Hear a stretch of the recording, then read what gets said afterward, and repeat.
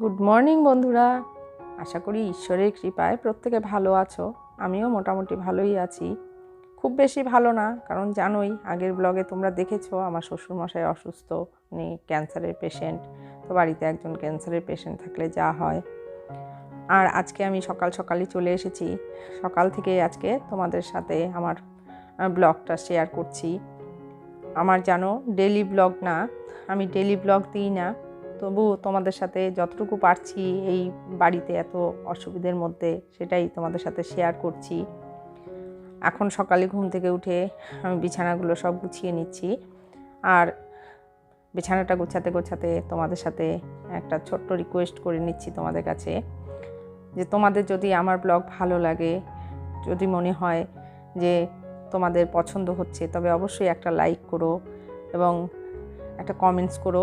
তোমাদের কমেন্টস, তোমাদের লাইক আমাকে অনেক বেশি মোটিভেট করে এবং আমি ব্লগ বানানোর ইচ্ছেটা আমার আরও বেশি জোরালো হয়ে যায়। তখন মনে হয় আমি সব কিছু ফেলে রেখে এটাই করব, ওরকম। তো আমি খুব ভালোবাসি ব্লগ বানাতে। আমি আগে থেকে অনেক দিন আগে থেকেই চ্যানেল করেছিলাম, আমার রান্নার চ্যানেল ছিল একটা, সেটা আমি কন্টিনিউ করতে পারিনি, এরপরে এটা শুরু করলাম। তোমরা যদি চাও আমি একটু এগিয়ে যাই এবং ইউটিউবের প্ল্যাটফর্মে নিজের জায়গায় একটু করে নিই, তবে তোমরা অবশ্যই আমাকে সাপোর্ট করবে এবং আমার চ্যানেলটাও সাবস্ক্রাইব করবে, এবং আমাকে তোমাদের ভালোবাসা নিয়েই আমি এগিয়ে যেতে চাই। আমার এখন সাবস্ক্রাইবার বেশি না, কারণ আমার চ্যানেলটা একদমই নতুন, তাই। কিন্তু আমি আশা রাখি আমি হয়তো সবার মন জয় করতে পারবো এবং তোমরা আমাকে সাবস্ক্রাইব করবে এবং আমার পাশে থাকবে, এই আশা রেখেই আমি আমার ভিডিওগুলো করে যাচ্ছি। জানোই ফলের আশা করতে নেই, কাজ করতে হয়, কাজ করে যেতে হবে, ফলের আশা করতে নেই, এটাই গীতাতে আছে। কিন্তু তা তো হয় না, ফলের আশা করেই কাজ শুরু করে। আমিও সেরকমই শুরু করেছি, জানি না কতদূর সফল হতে পারবো। ইউটিউবে সফল হতে গেলে জানোই যে সবসময়ই ইউটিউবের ভিউয়ার্সরাই মেন। তাই তোমরা যদি বলো যে আমার ভিডিও তোমাদের পছন্দ হচ্ছে কি না, আমি তোমাদের পছন্দ অনুযায়ী ভিডিও বানাতে পারছি কি না, সেটা যদি তোমরা কমেন্টসে জানাও, তবে আমার অনেকটাই উপকার হবে। এবং আমার যদি কোনো রকম ভুল ত্রুটি থাকে সেগুলোও তোমরা বলে দিও, এবং কি কি ধরনের ভিডিও তোমরা দেখতে চাও সেটাও জানিয়ে দিও, তবে আমি সেভাবে ভিডিও বানাতে চেষ্টা করব। আমি দেখো বৃহস্পতিবার আজকে, তাই ঠাকুরের সব কাপড়গুলো কেচে দিচ্ছি, কারণ ভুলে গেছিলাম কেচে দিতে, তো আজকে কেচে দিচ্ছি। বৃহস্পতিবার করে আমি সমস্ত ঠাকুরের আসনের সমস্ত কাপড়গুলো আমি চেঞ্জ করি, তাই কেচে দিলাম সব কিছু। তো এদিক দিয়ে ড্রয়িং রুমটাও গুছিয়ে নিচ্ছি। আজকে একটু ভাবছি ডাস্টিং করব সমস্ত ঘরগুলোতেই, জানোই তো কেমন ধুলোবালি জমে, ওর জন্য ভাবলাম একটু ডাস্টিং করে নিই। এখনও আমার রান্না হয়নি, আস্তে আস্তে আমি সবই তোমাদের দেখাবো, রান্না এখনও করিনি। তো প্রথমে সোফাটা দিয়ে শুরু করলাম, সোফাটা একটু ঝেড়ে মুছে পরিষ্কার করে নিচ্ছি, তারপর দেখতে থাকো আর কি করছি।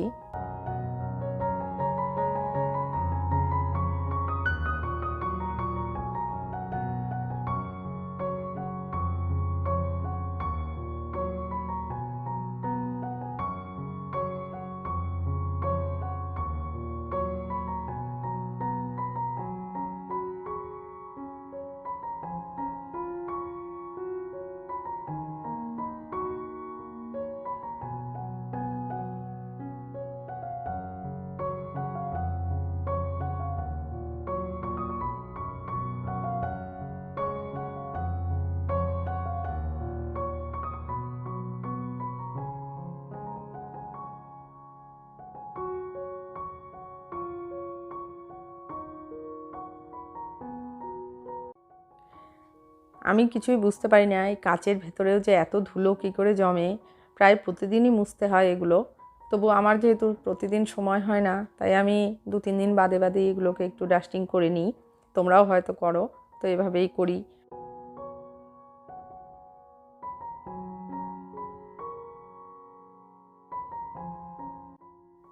এই প্রাইজগুলো সব আমার বড় মেয়ের নাচের, আর বিশেষ করে নাচেরই বেশি, আর ড্রয়িংয়েরও আছে, ও খুব ভালো ড্রয়িং করে। যদি আস্তে আস্তে তোমাদের সাথে আমি শেয়ার করব ওর নাচের ভিডিও, ও ড্রয়িংয়ের ভিডিও, সব কিছুই।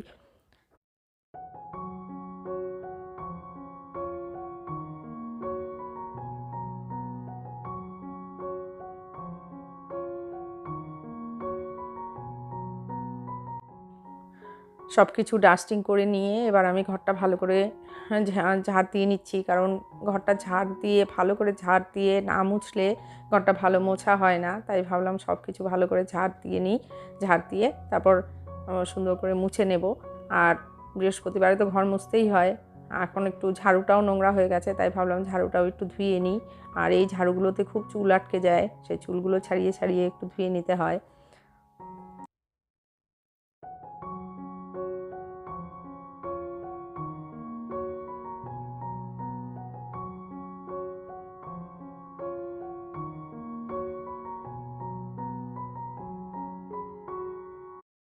তোমরা আগের দিনের ভিডিওতে দেখেছো আমি দিয়েছিলাম আমার ডিশ ওয়াশারের ভিডিও, ডিশ ওয়াশার এনেছি আমি, সেটার ডেমোটা আমি দেখিয়েছিলাম। তো এই ভিডিওটা বেশ কদিন পরেই করেছি, তার জন্য অনেক দিনই বাসন মেজেছি আমি। তো এখন হলো কিছু কিছু বাসন আমি হাতে মেজে নিই, কারণ সবগুলো দেওয়া যায় না সব সময়। আর এই দেখো, এটা আমার এই সেলফটা এমনভাবে বানিয়েছি যেটা ডিরেক্টলি একদম বেসিনের ওপরে, যেন জলটা এইভাবে পড়ে যায়। আর কিছু সব বাসন দিইনি, কিছু বাসন আমি মেশিনে দিয়ে দিলাম। আর এদিক দিয়ে রান্নাটা যেহেতু দেরি হয়ে গেছে আজকে অনেক, তাই রাইস কুকারে ভাতটা বসিয়ে দিলাম। আর বাকি রান্নাটা আমি করে নেব। তো রাইস কুকারে ভাতটা তাড়াতাড়ি হয়ে যাবে, তার জন্য দেখো রাইস কুকারে আমি ভাতটা বসিয়ে দিলাম।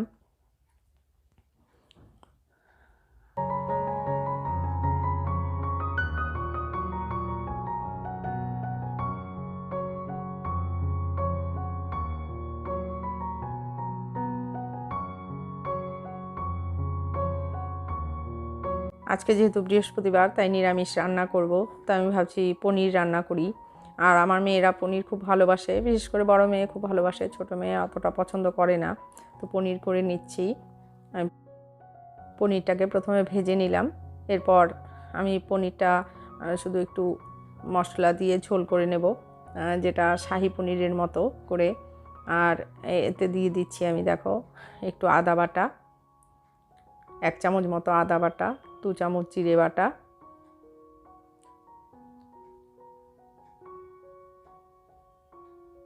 3 চামচ দিলাম জিরে বাটা। আর দিয়ে দিচ্ছি 4 মগজ বাটা। পনিরে 4 মগজ দেবে, 4 মগজ দিলে পনিরের টেস্টটাই অন্যরকম হয়ে যায়, খুব টেস্টি হয় খেতে। আমি একটু 4 মগজ সবসময়ই দিই। আর নুন হলুদ তো আছেই, দিয়ে আমি মশলাটা তৈরি করে নিলাম।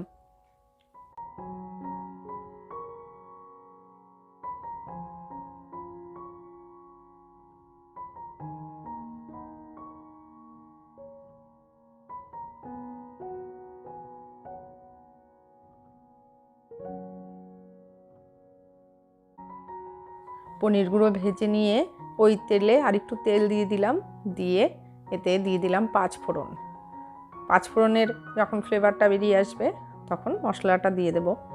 দেখো, মশলাটা একটু কষিয়ে নেব।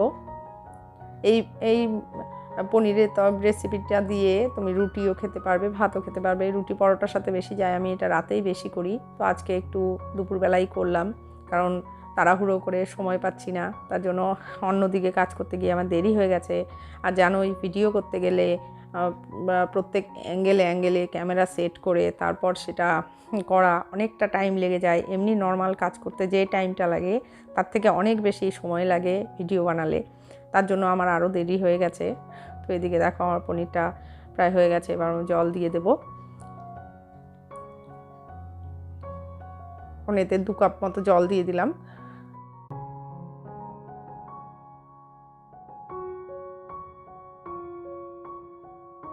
এই দেখো, এই আমার পনিরের তরকারিটা হয়ে গেছে।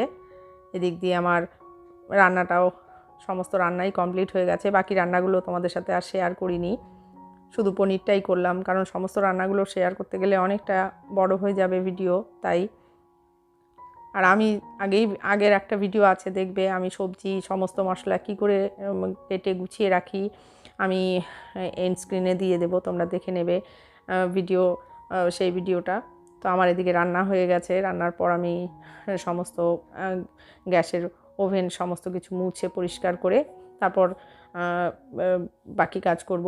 আর আমি দেখো ওভেনটা পরিষ্কার করছি, সেটা হলো আমার ডিশ ওয়াশারের যে ডিটারজেন্টটা সেটা দিয়ে, কারণ এটা দিয়ে স্টিলের বাসনগুলো খুব সুন্দর চকচকে হয়। আমি স্টিল এরিয়ার যেটা আছে ওভেনটায় সেটার মধ্যে ওটাই দিই। এখন আমি যেই বাসনগুলো মেশিনে দেওয়ার সেগুলো মেশিনে দিয়ে দেবো, বাকিগুলো একটু হাতে মেজে নেব। এই দেখো মেশিনে সমস্ত বাসন দিয়ে দেবো। বাস্কেটটার মধ্যে দিতে হয় কাটলেরি সেট সমস্ত কিছু। আগের আমার ডিশ ওয়াশারের ভিডিওটা তোমরা দেখে নিও, সেটার মধ্যে সমস্ত ডেমো দেওয়া আছে।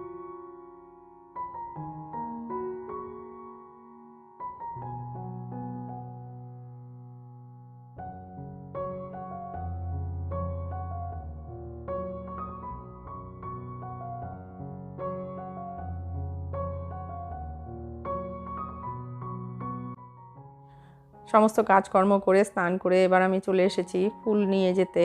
আমার গাছে কয়েকটা ফুল ফুটেছে, সেগুলো দিয়ে পুজো দেব। আজকে বৃহস্পতিবার, যদিও ফুল এনেছে তবুও গাছের ফুল, সেটার পুজো দেওয়ার আনন্দই আলাদা। কয়েকটা ব্যালকনিতে গাছ আছে, সেগুলোতে ফুল ফোটে, ছাদেও কয়েকটা আছে। আর আমি মেনলি ফ্ল্যাটে থাকি, তাই অত গাছ আমি লাগাতে পারিনি, কিন্তু গাছের শখ আছে। আর এখন তো এত ঝামেলা যে গাছের পরিচর্যা করাই হয় না।